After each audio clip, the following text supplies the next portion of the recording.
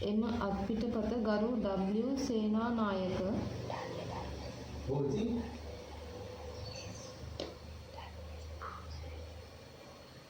දම්ඩල්ලි සේනානායක අගමැතිතුමාට පිළිගන්වන ලද්දේ 1970 මැයි මාස 2 වෙනි ඩඩ්ලි සේනානායක මහත්තයාට.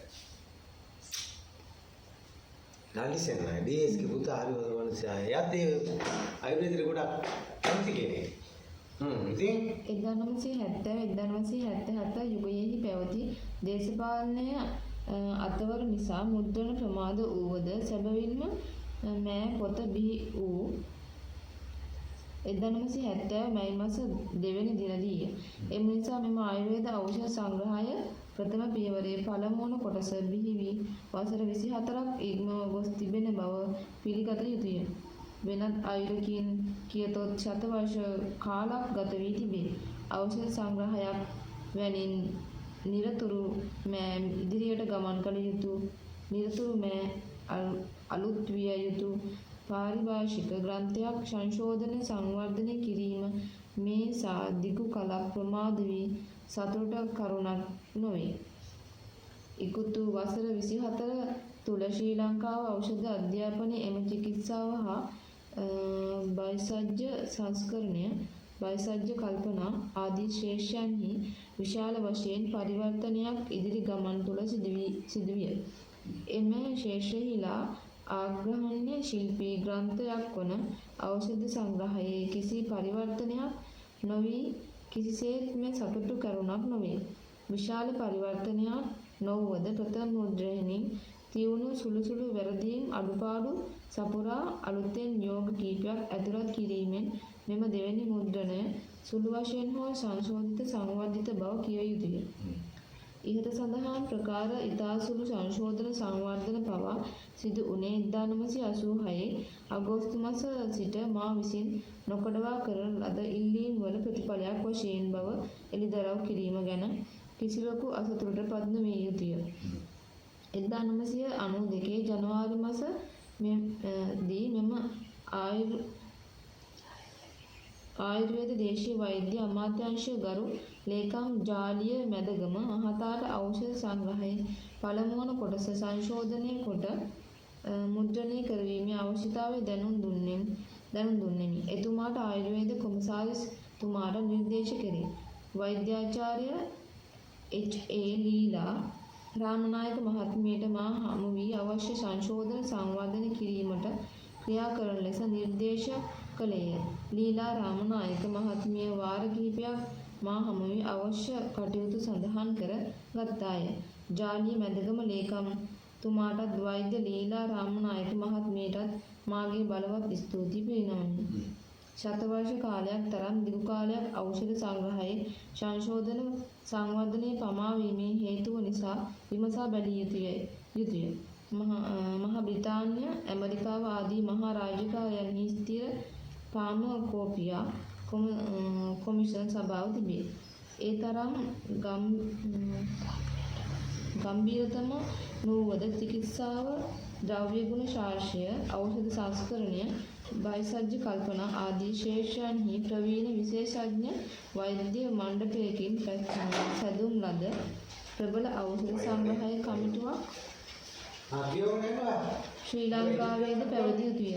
එම කමිටුව ආයුර්වේද රෝහල් මාධ්‍ය බෙහෙත් ශාලා ප්‍රසිද්ධ ඖෂධ නිෂ්පාදන ආයතන ප්‍රවීණ වෛද්‍යවරුන් ආදීන්ගෙන් කල් විමසෙයි කළමනාය.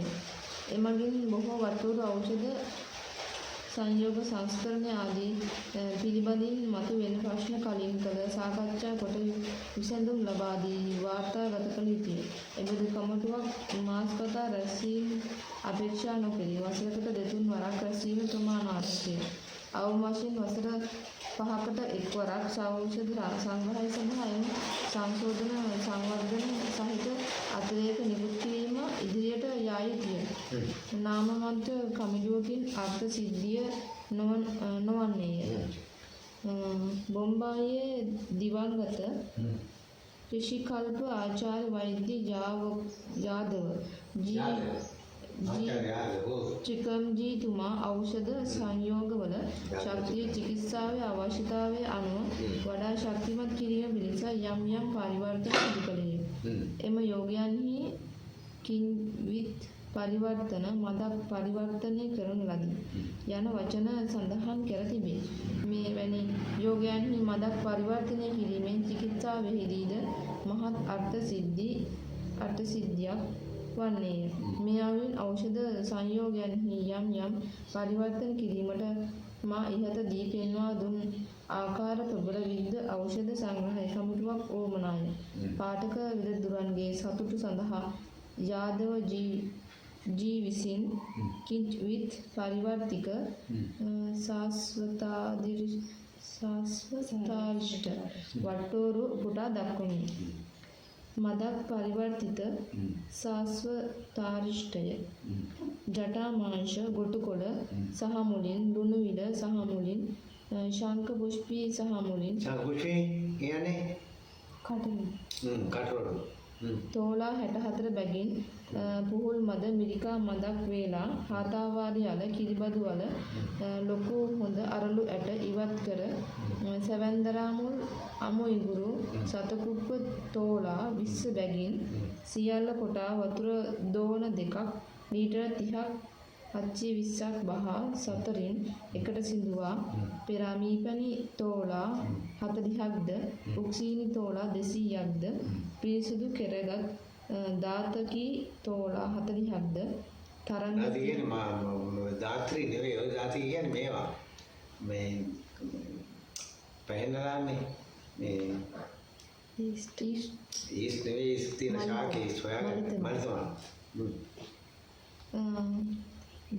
තරංග තිරස්ස වාලු මුල් නාරටි හැර කරාඹු වදකහ කොට්ටම් අමුකරාල බුළු රසකිඳ එනසාල් වළඟසහල් කුරුඳු පොතු කුංකුමයි කොට්ටම් ගන්නකොට කොට්ටම් කියලා තනියෙන් තිබ්බොත් සෙන් කොට්ටම් හැමතිස්සම මේ සුවඳ කොට්ටම් නා සෙන් කොට්ටම් නෙවෙයි. කොට්ටම් ගත්තොත් සුවඳ කොට්ටම් කියන එකයි ගන්න. නිකන් කොට්ටම් කියලා සඳහන් කරොත් සුවඳ කොට්ටම්. යන මේවා තෝලා එක බැගින් දලසුණු කොට සියල්ල පළමුව සිඳුවා පෙරාගත් කසාය බහා පුරා මසක් සන්ධ්‍යාන කර සියුම් පෙරා ගන්නේ. ඉක්බිති ස්වර්ණ ලවණ තෝලාවක් මිශ්‍ර කර වායු නිවාරක භාජනයන්හි සුරැකී කරන්නේය. සිද්ධෝග සංග්‍රහය ශංඛ පුෂ්පී ප්‍රතිනිධිය විෂ්ණුකාන්තිය සහ මුලින් ප්‍රතිනිධිය කියන්නේ ශංඛ පුෂ්පී නැත්තම් ඊළඟට දෙන එක්කනට කියනවා ප්‍රතිනිධි. මෙයා වෙනුවට දෙන එක කියනවා. පැහැදිලිද? ඒ වචනේ මොකද්ද? ප්‍රතිනිධිය. විෂ්ණුකාන්තිය සහ මුලින් තගර ප්‍රතිනිධිය ජටාමාංශය. තගර වලට දෙන්නේ ජටාමාංශ. ජටාමාංශ දැක්කා නේද? තගරත් ඇති උතන. කියන්නේ. ඔක්කොම ඖෂධ මෙහි තියෙනව නේද? ඔය කියපු එකක් නැත්නම් ඔක්කොම තියෙනව නේද? අවක හදන්න වෙනව පළවෙනි එක ඕගොල්ලන්ට. තියෙන ඔක්කොම තියෙනවා. කියන්නකො කොහොමද? ප්‍රතිනිධි කියන්නේ ඒ වෙනුවට පොදු සාස්වතාරිෂ්ඨය වට්ටෝරු මොකද්ද? සාරස්වතාරිෂ්ඨය සාරස්ව කියලා තියෙනවා. සාරස්ව තාරිෂ්ඨය ස්වස්ථතා. I think වට්ටෝරුහි නොමැති ජටාමාංශ ගොටුකොළ සහ මුලින් ශංඛ පුෂ්පී සහ මුලින් සහ පුහුල් මද කල්ගත මොනවද? පුහුල් මද කල්කයෙහි කුංකුමප්පු ද ඇතුළත්ය. මෙම කිත්විත් පරිවර්තික කිත්විත් කියන්නේ අර මහාචාර්යවරයා විස්තර කරන ඖෂධ සංග්‍රහ ටික කියන්නේ සාරස්වතාරිෂ්ඨය මස්තිෂ්ක රෝග, හෘද රෝග, මානසික රෝග, උන්මාද රෝග ආදී අති විශිෂ්ටය. මේ යාදව ගේම ගුණ පාඨයේ බව සැලකිය යුතුය. ස්වර්ණ ලවණ භාවිතය අපේ විදතුරට නුපුරුදුය. ඔව්. ස්වර්ණගේ රත්තරන් ලුණු. එහෙම එකක් අපි දන්නේ නැහැ කියන්නකෝ. ප්‍රතිනිධිය මොකද්ද? gold ඉංග්‍රීසි අකුරු ටික කියන්න. ගෝල් GLLද? GOLDH ආ. LORIDE ගහලා බලන්න මොකක්ද කියලා විකිපීඩියාවේ. ගෝල් ගෝල් බ්ලැඩර්ද? ගෝල් ලෝරයිට් ලෝරයිට්. කියන්න මම කියන්නේ. බටහිර ඖෂධයන්හි තිබෙන සුවර්ණ ලවණ ආයුර්වේද ඖෂධ සංයෝග සඳහා භාවිත කිරීම ආචාර්ය යාදවජී සහ රස තරංගිනි කතුවර රස ශාස්ත්‍රඥ ප්‍රාණාචාර්ය ශ්‍රී සදනන්ද ශර්මා ආදී ಭಾರತೀಯ විද්‍යාඥයෝ අනුමත කරති. සුවර්ණ වලන ලවණ ඉතින්